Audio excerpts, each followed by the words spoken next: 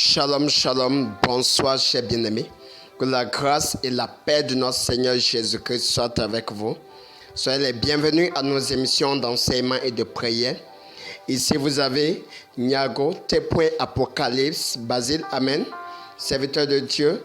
Et nous allons poursuivre avec un enseignement. Amen. Dieu m'a mis à cœur ce soir d'enseigner sur quelque chose. Gloire à Dieu. Il m'a demandé d'enseigner sur la spiritualité. Le thème d'aujourd'hui, c'est comprendre les racines de la spiritualité. Ce thème sera un peu difficile à comprendre, mais que Dieu nous accorde la grâce de comprendre.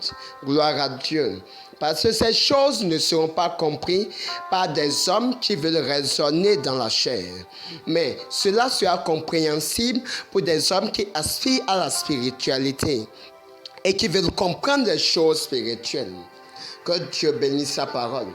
Rapidement, nous irons au thème du jour, qui est comprendre la racine de la spiritualité. Notre verset de lecture est basé sur le livre de Genèse, chapitre 1 à partir du verset 1. Du verset 1 au verset 2. Ça dit ceci. Au commencement, Dieu créa les cieux et la terre. J'aime bien la parole de Dieu. Un jour, quelqu'un m'avait posé la question de savoir. Il m'a dit, homme de Dieu.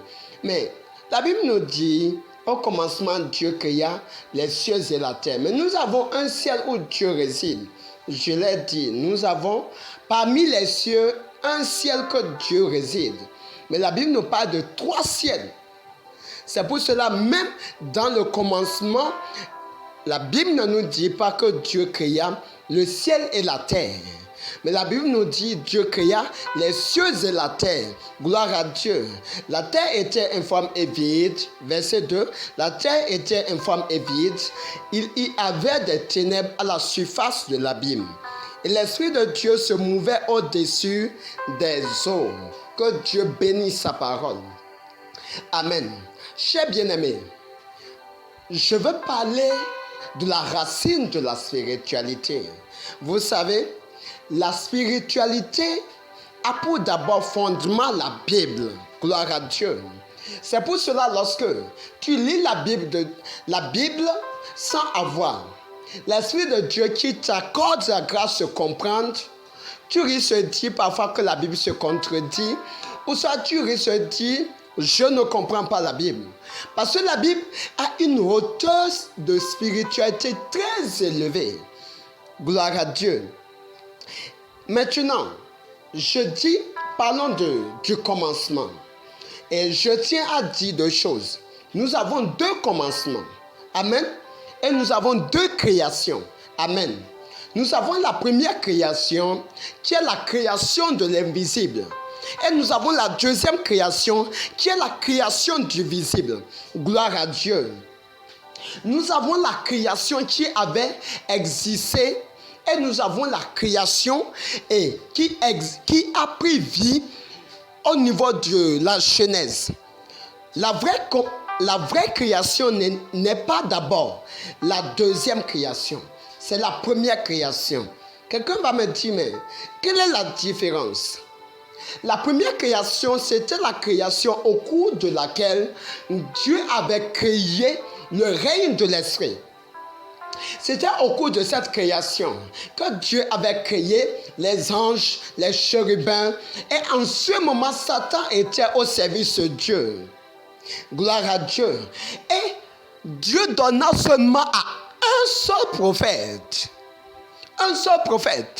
de pouvoir parler clairement du véritable commencement et de la véritable fin. Amen. C'était l'un des prophètes dont Daniel lui-même avait parlé. Parce que Dieu donnant à Daniel de connaître les choses de la fin, il ne lui donnait pas toutes choses. Il lui donna des choses en partie et lui dit qu'il va donner la suite de la révélation à un prophète. Gloire à Dieu. Et de quel prophète s'agissait-il? Ce prophète est l'un des prophètes qui n'avait pas porté le nom de prophète. Amen. Parce qu'il avait porté le nom de apôtre. Je parle de Jean, Jean le bien-aimé, pas Jean le prophète, pas Jean qui ferait la voix du Seigneur, pas Jean qui a été coupé, qui a été pendu et qui a été coupé. Pas le Jean à qui la tête avait été coupée. Je parle du Jean disciple de Jésus, pas Jean qui a baptisé Jésus. Amen. Jean, disciple de Jésus, celui qui a écrit le livre de Jean et celui qui a écrit le livre d'Apocalypse. Amen. Je parle de ce Jean. Ce Jean était un homme pas comme les autres. Il était un prophète, mais qui marchait en tant qu'un apôtre. Vous allez constater que Jean nous parle du véritable commencement et nous parle encore de la véritable fin.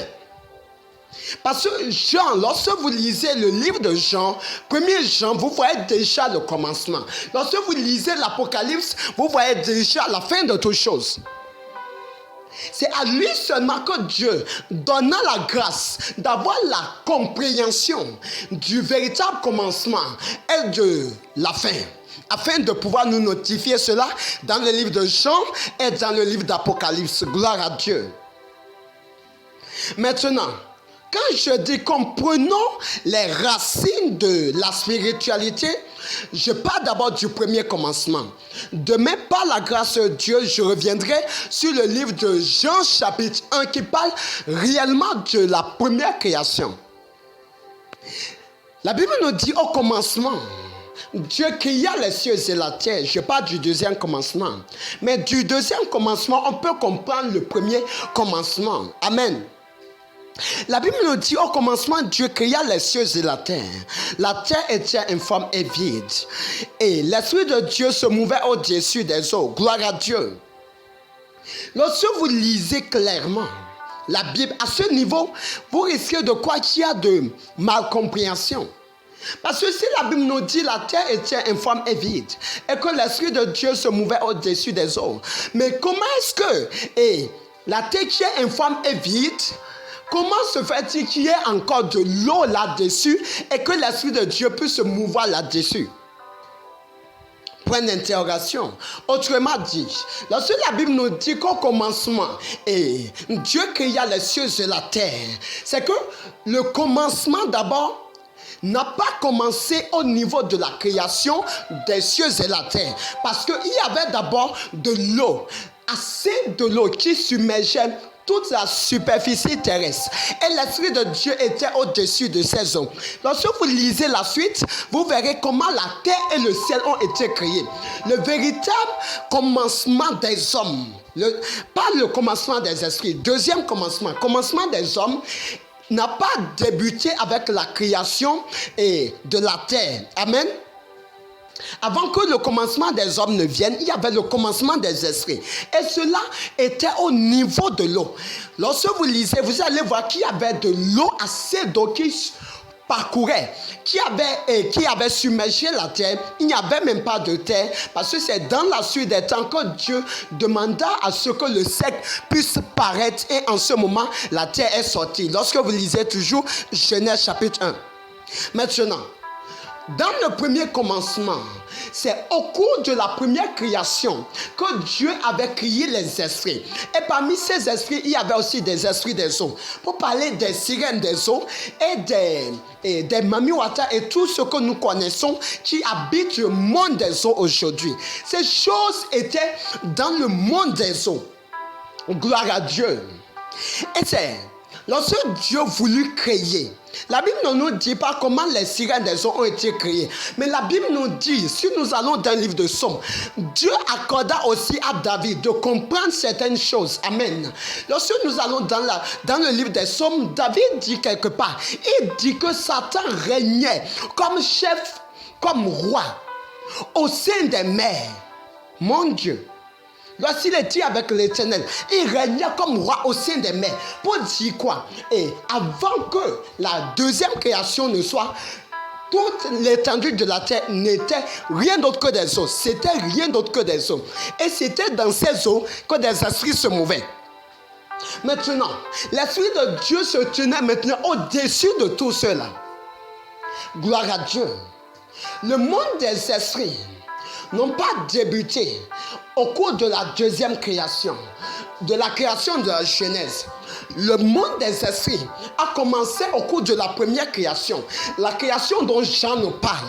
Gloire à Dieu. Cher bien-aimé, si tu m'entends, tu es béni.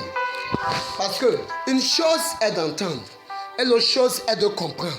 Gloire à Dieu. Le monde des esprits est un peu vaste. Mais ça a débuté au cours de la première création dont Jean nous parle en disant au commencement était la parole et cette parole était avec Dieu et cette parole était Dieu. Demain nous allons plus parler de ça. Amen. Mais aujourd'hui nous allons rester d'abord sur la mer, sur l'eau.